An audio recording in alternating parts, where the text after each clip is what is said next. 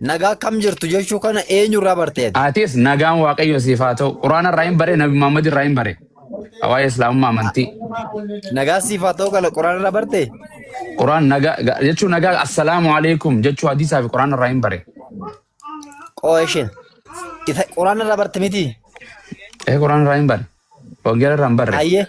Quraana kana mooyyuu eessaa dhufe quraanni kuni?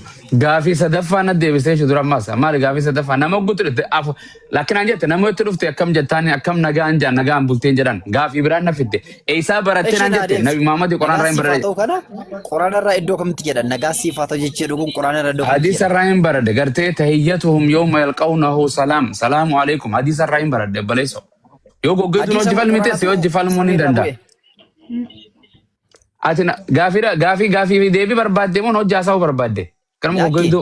Jechuun. Okay, anaa si gaafata. Oye gaafii hedduu na gaafata. Anaa takka si gaafata. Amma mormee na nagee. Yaadii qophaa yemmaan. Ummata waliin hin buusin olii. Yaadii ofii na dhufee miti. Gurbaa kanaaf na gaaddisa itti dhiis ol guddise. Okay, gaaddisa. Booda. Booda ijoolleen kiristaana walii buutan jedhu hin feenu ani haasa'u hin feenu. Amma manni kuma nagaa jechuu feenu. yoo deebisuu hin dandeenye Anin seenaa mootti. Wal guddisira qoon qabu. yoo deebisuu hin danda'atte garuu itti seeni. Okay. Dhaggeeffadha. Ennuu miliyaa maal eenyu baase? Nama baase baasii namaa baaba. Invaasina nama dhiisa. Soon nagee haasoo jira. Qumatti nama galchina. Guyyaa hunda wangeeluma qoraan haasa'u. Gaafii deebii dhiisaa amma. Eekaa nagaa haasoo innaa mita. Haasaa. Abbaa. Booda dhufanii jecha amantii teenya xiqqeessee. Jarana wallaahi waan isin quraana osoo hin dubbisne wangeela osoo hin dubbisne hin dhufinaa na biraas. Dubartiin isin dhufina. Boqonnaa takka garee wangeela irraa fuutee hin dhufin. Tunis garee irraa shaadaa irraa fuutee hin dhaqin. Akkasii miti eebba. Isa sana maaltu bade seete abomoas? Isin warra dhimma kana gadi taa'ee nama waan hubanne irraa. Warra dhimma kana gadi taa'ee nama waan hubanne. Gaaddisa ofii buutee moo nama si baase? Nama na buuse bar nama na buuse. Okay, hin buusinaati yoo rakkoon qaban deebisuu dandeessaati. Ani waan nan beekurra nan deebisa iyyan. No jechi kiyya yoo waan irraa hin beektu ta'e yoo macaafa sirriitti hin beektu ta'e itti seeni.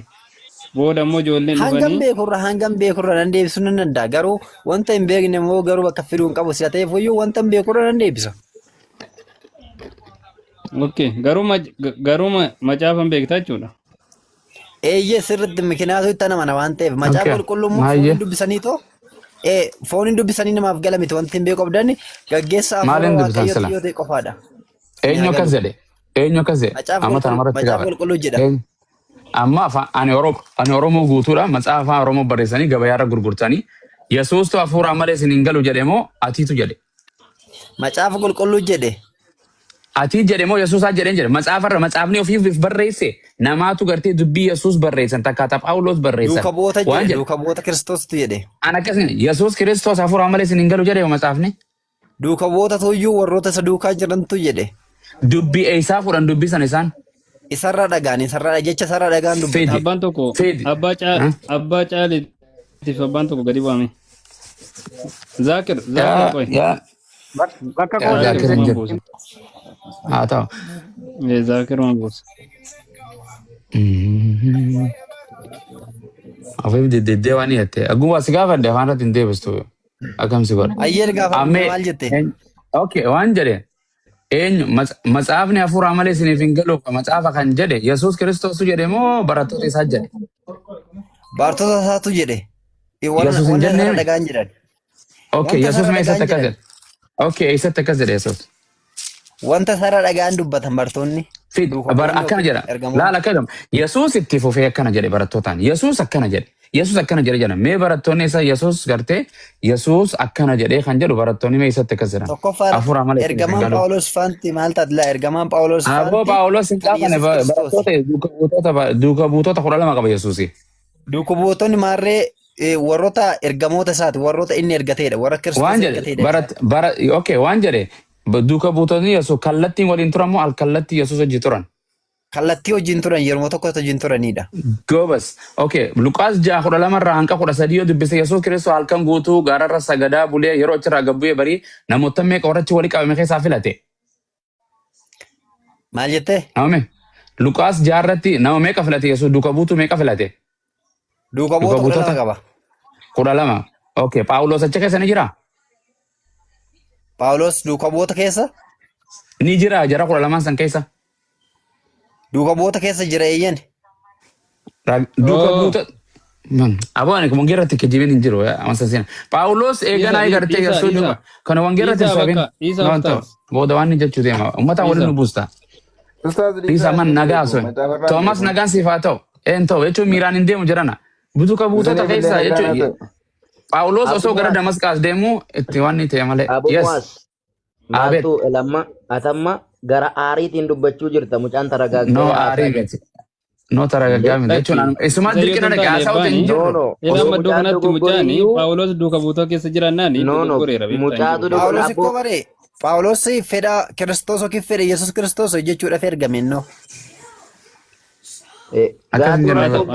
Orreedii mala gaaddisaanii rakkina gaaddisa otoo hin taane abomo'aas akka nama jabaa akka nama waawwatee tokkootti horiisaadhaan dubbatta otoo hin taane tattara gaaggooftee mucaan Anumaan lallabee Takkumaayyuu goone bira amma bari eebba otoo abomo'aas iddoo kanatti fidii faana jiraachuusa ta'edhani deebi'ee maal ta'a beektaa? Inni immoo sirrii waan fidu hin jiru beektaa? Amma yoo ta'e nama beeku faana hawaasaa wayya beektaa? Akkasitti tola. Malee jechuun wanta akka waan hin jirretti yoo naan jette guutumaan dhaabbachuu qaba jechuun amantii keetiifis gaarii miti waan ragaa ittiin qabne. Phaawulos akka itti amanee akka gartee duuka buutu Yesuus ta'e naan beeka. Yesuus ammoo isaan filanne. So kanaaf yoo numa dhiifnee nagaan gisee garii teenye kanuma haasofnee ebbo namu ilmaan kan qabus abumaas Kiristoos Yesuus warroonni duuka bu'anii baay'eedha garuu yoo jechuudha warroonni garaadhaaf yookiin yeroodhaaf duuka bu'an jiru garuu namoota hedduu duuka bu'u warroonni waamaman baay'eedha. Beekee bara atu amma duuka buutu Yesuus duuka buutaami miti atu Yesuus duuka buutaami. Garuu warri itti jiraatanii muraasa. Ansaan hin jenne bara warri inni filate warri achi wali qabamee duuka buutu Yesuus ammoo san keessaa selektii warri godhate kumaatamaan uummata wali qabame san keessaa barattoota taasifatee warra waa barsiisu ergu mootummaan wartee biyya bulchaa namootan biyya bulchu kana keessaa hin filataa miti hoggana eenyutti warra waa mootummaan hojjetu Yesuusis akkasuma barattoota qaba Museenis warra bakka isaa bu'ee Nabi Muhammadis Yesuus nama 12 filate Phaawulos achi keessa hin jiru barattoonni Yesuus 12 kun warra Yihuudootaatti irraa kallattiin warra jiru filate. Dubartiin osoo keessan jira dhiira duuka buutota 12 filatee ergee barsiisuu ergaasaa akka barsiisan biyya lafaarra. Phaawulos ergamaa isaati. Ergamaa eenyuutti ergamaa Kiristoos. Inni maal hojjechuudhaaf ergame yoo jette fedha isaati hojjechuudhaaf ergame ergamaa Kiristoos. Eenyu jedhe? Qoy. Gaaffisi gaafadha gaaddisa. Na gaafadhu. Phaawulos kuni maqaan Phaawulos jedhamu iyyuu kan argame eessatti? Eegan akkas. Maal jettee? Maqaan nuti Phaawulos jedhamu kun iyyuu kan argame eessattidhan jedhe macaafa qulqulluu keessa bakka tokko naa hime. Maqaa Phaawulos jedhamu Phaawulos ani akka nan beekutti akka macaafa qulqulluutti beekutti duuka buutuu Kiristoos yookiin immoo kan wangeela lallabuun beekameedha. Maqaan isaa duraan otoo Phaawulos jedhameen kennameef eenyu jedhama ture? Phaawulos ma jedhama ture?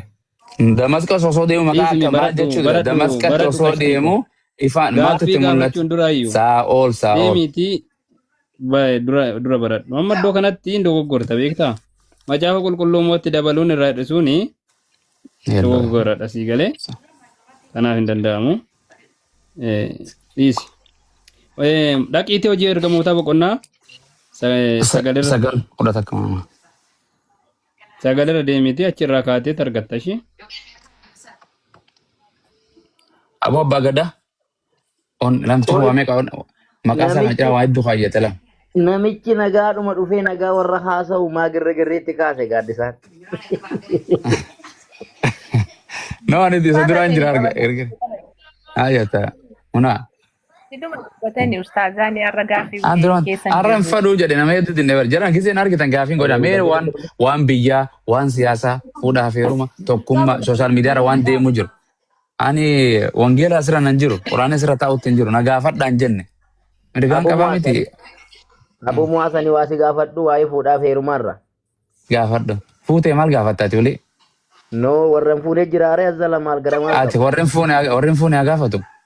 No, yoo aniif maaliif yoo aniif maal ati jechuu yaada barbaadde? kaafne Maal jechuun ma barbaadde ebba? yoo dabaluu barbaade dabaluu no madammar no yaadi dhiise. amma goonidha Kaare jirra haadha manaatii fi naa'oliis waliin dhabuu deemtu waa lama dhabuu deemtu.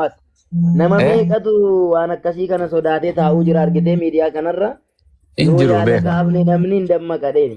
Awwaas Toomas itti kennadhee biyya gallaa namaa naa eeguu dide beektu. Achi biraatti na laakka kenne. Waaw.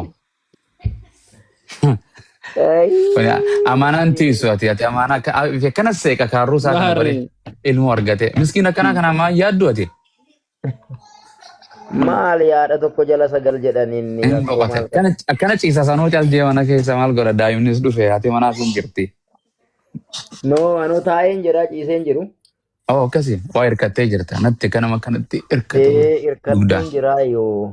Hirkadhu nyaadhu dhugi walabaasa gammadaa jiraadhaa lammiitoo.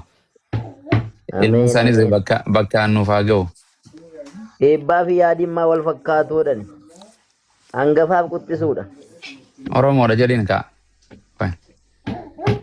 Maali Oromoo bichaa wal fakkaata? Oromoo nuti laa faranjii fi Oromoo wal fakkaata. Sabni hundi wal fakkaatu. Afrikaan hedduu wal fakkaata. Anaaf heetiin kun warra Westii fakkaanna bar. Hiddi dhaloota keenyaa laaluu qabname. Atiif eebbisaa gaaddisaan nama wal falmitan wal fakkaattu. Viidiyoo ba'uu Anaaf Abbaa caalii nagaan gaafattanii. Hai, assalaamu alaikum. Hai, ol gali jechuun dhagee malee hin dhageenye baran. Viidiyoo gurbaa kana laalaa jiranii. Abbaa caalii. Abu Muas. Hareenni koo kan keeyyuu caaluu jammareere yaa Rabbi Allah. Beekamre. Mataa kee kanaa waati qoma laatan osoo sodaachise malee akkana achi qabime. Arabaatti. Aboo kiiloomeetira meeqa akka qomni itti kutee barachiin jiru. Akkeettuun haadha manaas haadha gartee anaa oliitiin akkana qaqqabii gartee. Uumaa jedheen. Ustaaz ammallee bishaanittiin irraa fixaa jirti malee dura filaanuu seenuu mataasa. Akkasiimi. Dura filaanuu seenu amma dhumaa jira een. Kiyya bar gamana jira. Hin guddisne rifeensa kiyya si garsiisuu mee? Argee durbaa wayi. Ka durii argee magaa yeroo darbe suura ergitee turte. Argee. This is me bro. Kono. Yeroo darbe argee as viidiyoo irra keessee turte iyyuu qabda foorotoosa. Akkas argite ati na duuka naa hordoftaa bar. Sinna argaan ture himaa jechuudha. Waga argite. Si dubbisee na dubbisuu didde yeroo nama. Dhugaamo hin beeku. Dhugaa hin yaadadhu nama baay'ee na barreessaa yaa eebbaa koo eebbifame. Maashaallah bishaan illee na dhuge kanatti. Hin badiin bakka na dubbisi. Hin badu. Yoon Ameerikaa dhufe gaaf tokkollee nagaa si gaafadha. Haadha naa waliin wal nu barsiite biyyi lafaa osoo hin argin haadha manaa kee ergee bar mee na agarsiisiin sin jedhe gaafa kan argisiiste bar viidiyoo yaadattu. Gaafa eenyu shaadaa qabatte yaadatta guyyaas.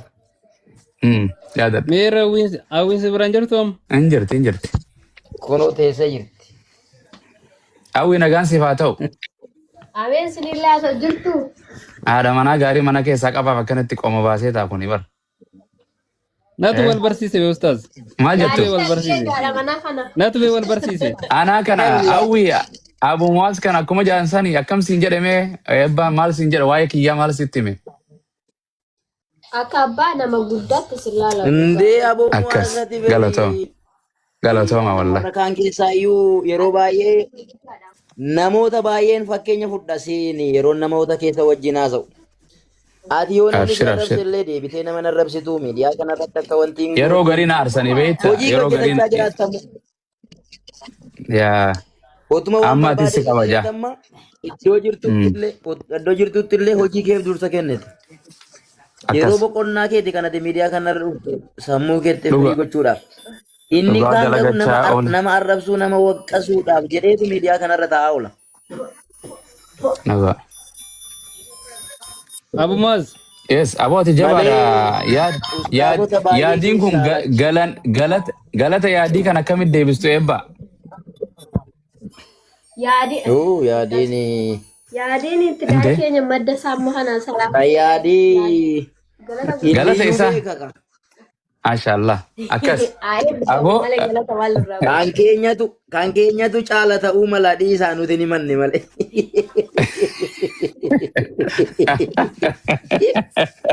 Aboo maas dhiisaa hunda dubbatanii. Yaadi dubbatu bakka ana dhiise bakka koofiyaa kiyyaa qayyaradde bakka. Kan keenyatu caala ta'uu mala yoo dubbanne yaadiin nu jiraayina. Aye. Falmattuu maaf hin dubbattu? Haa teessoo itti dhiise falmattuu naa teessoo. Haadhaan hawlii hawwii maashaallah ergine. Assalamualaikum. Abu Muaz. Waalaikum salaam. Obbo Jalduun sa'aatii lama dulan tantala wayinu duraa kafarsiisanii kaane rabbi irraati shaadaatti nu deebisaa dhuftee jirti. Haa kafarsiisanii maarre nama dhiisaa nurraa. Hin dhufaa eessa jirtan? Kunoo asuma ammaa jirta jala shaadaatti deebitu. Asitti hin goonu mana yaadiitti hin goonu dhiisa yaadiin nagaa barbaada biyyi lafaa nagaa nama isaan nagaa. Foloosii deebisaa mana niin banaa hin dhuftaa?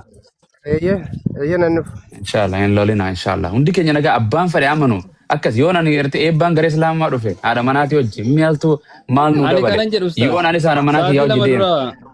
Sa'aatii lama dura maaltu sii gallaan deemte maaliif immoo deebitattanii gaafattanii nama kana? Kana amma na argita kaachetta kan godhu hottu akka seenaa na jala hotta.